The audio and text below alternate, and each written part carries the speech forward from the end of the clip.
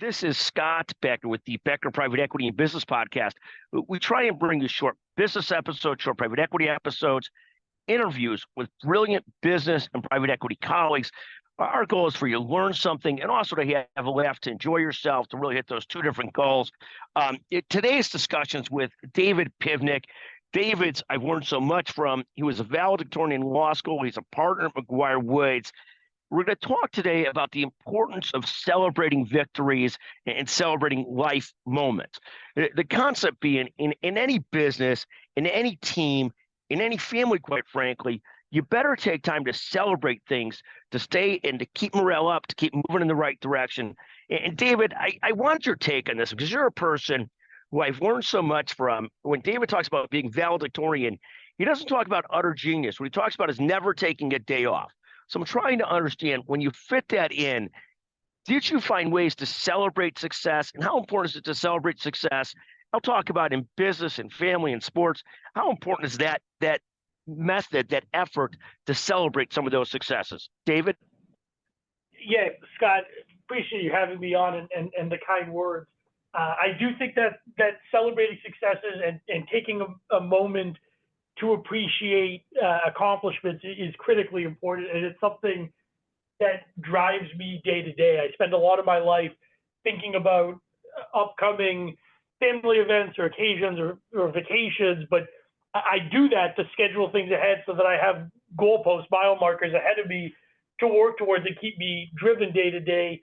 But when I'm going through the day-to-day grind and working, and I generally speaking enjoy what I do for a living and think I'm fortunate in that regard, but there are certainly some tough days and challenges as well. I think it's really important to take those moments and celebrate, and not just to celebrate internally, but to incorporate others. So making sure that, your family, my wife, my kids, who lose a lot of my time to work and to other commitments that I have, get to participate in those celebrations, taking out my team if we win a big case, whether it's, for drinks or for dinner, but doing something to mark that milestone. I think it's critical from a sort of self-care and mental health perspective, but I think it's also good, for team building and showing the people that you trust and that you're working with day to day or living with day to day. It's also important with family that they're part of the bigger picture, part of your life, and that it's important that they feel the wins as well. So I think it's critically important. I routinely take time to celebrate wins or milestones, and to me, it's one of the main drivers of my day to day. And I wasn't different from that even in law school, which now feels like many years ago. But taking time to celebrate with Illini wins or going out on campus, et cetera, in law school after great news was worthwhile. And similarly, finding out where I ranked in the class and having a celebratory drink with my then girlfriend, now wife, but also taking a few moments to just digest and soak it in was important and was part of what I appreciated about that accomplishment. And you do a tremendous job, about better than almost anybody I know, at managing their time so you could do great professional work and also take some time for celebration and family things and other sort of endeavors. And what do you attribute that time management to, that ability to find that balance? Any advice you have to people on that? Because I see you doing an exceptional job of being really available professionally and doing a great job professionally. And then, quite frankly, quite available for other endeavors too. You maintain a close group of friends, a fantastic family. You seem to balance it well. Any time management advice on how you do that and how that works?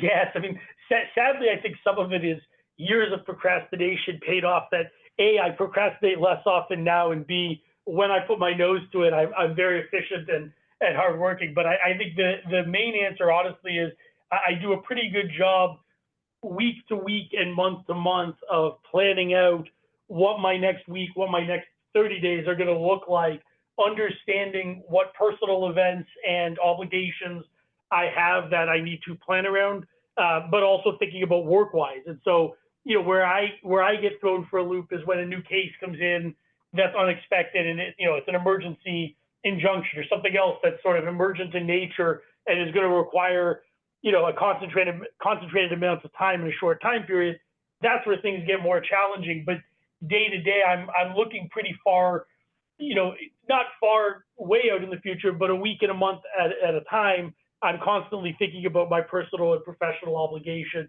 how I'm going to fit them in, and trying to really think about, as attorneys, we work in hour increments, trying to think about how many hours things are going to take me. And one of my skills that I've worked at over the years, but I think I'm very good at, is budgeting my time, understanding how long things are going to take, and then working with that in mind, so I can plan my schedule and have a pretty good sense of what's required to fit everything in. And I think I'm more efficient than the average, so I'm able to get things done within those timeframes and do it, pretty contained very regularly. And if you're going to take the time to celebrate the victories in family and in business and in life, and to work professionally at the level that you work at, you run some of the most complex litigation at the law firm at McGuireWoods, which is a huge. So if you're going to do that, act at the highest level professionally, and be able to celebrate the victories and spend time with family and friends, you need to be great at time management. I mean, they work together. People that aren't great at time management might celebrate hard, but then find a very hard time getting going again on the next project, the next effort. Take a second on the motivation to get going again after victories or losses, quite frankly. But, a lot of people view it, they were valedictorian. And I take it most people that were valedictorian view it as that's just a starting point in professional success. I certainly knew many people that went to Harvard that viewed that as the end all versus the starting point. And those people that viewed it as the end all weren't very successful professionally. Those that viewed it as, okay, this is just a starting point for my career, going to Harvard Law School, Harvard Business School, wherever it is, did much, much better over the long run. How do you constantly find that energy to get going for the next effort, the next case, the next task, whatever it might be? I think there's a few things. Like the first thing is I am inherently, as I know you appreciate more than most, knowing me all these years, I'm an inherently competitive and fairly self-motivated person. So I get up in the morning every day and I know what I have to accomplish, and particularly in litigation where on every case, I take most matters probably more personally than I should. I do the work appropriately for the clients, but I care deeply, and I want to win for my clients every single day. And so part of it is just being driven and self-motivated and competitive, frankly, so that every single day I don't want to take a minute off. Same thing I've said to you about law school before. I don't want to take a minute off day to day at work. I don't want to give one away, not a motion, not a brief, not anything. I want to win. And so that keeps me going. But the second thing is, it loops back to, your prior comments, prior question about celebrations. And I sort of work hard so that I can play hard. And so I think about different activities, different celebrations, things I want to do, travel with my wife and kids. And I know that I have to work hard to earn that. And that's how I view it, truly, that I work hard and earn those celebrations. But that means I have to meet my obligations on the work hard and success part of it. And the other thing, which I don't think should be lost, is I'm surrounded, fortunately, with good people who both keep me fairly humble, but also, keep me leveled. I've heard my wife say on more than one occasion, half tongue in cheek, that, she appreciates that I graduated top of my class in law school, but why don't I make more money now? And I do just fine, but she likes to keep me motivated as well. And I've worked with and been friends with people like you, who I remember vividly when I made Income Partner. You immediately said to me, congratulations, you deserve this, it's well earned, but this is just the start of the actual ball game. Now you got to work twice as hard to get to the next level.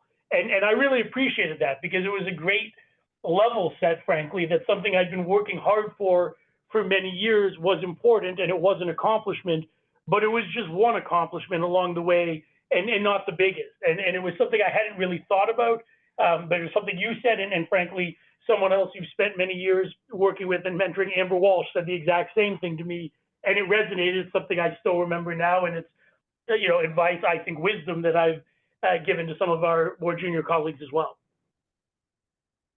One of the things I've noticed about you is you're able to get yourself motivated for the big competitions and the small competitions, And I will say this tongue in cheek for a second, and bear with me, our audience.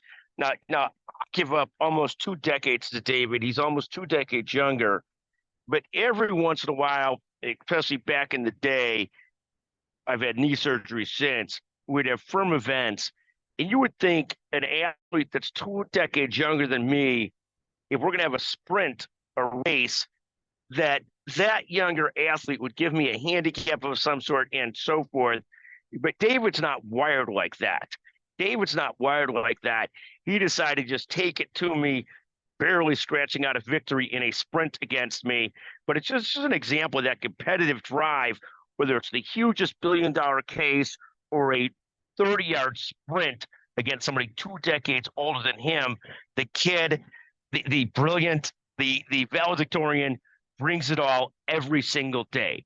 David, thank you for joining us again on the Becker Private Equity and Business Podcast, and keep doing what you're doing, celebrating, manage your time, finding that motivation, that competitive drive. I'll be back. Thank you for joining us on the Becker Private Equity and Business Podcast. Thanks for having me on, Scott. I appreciate it.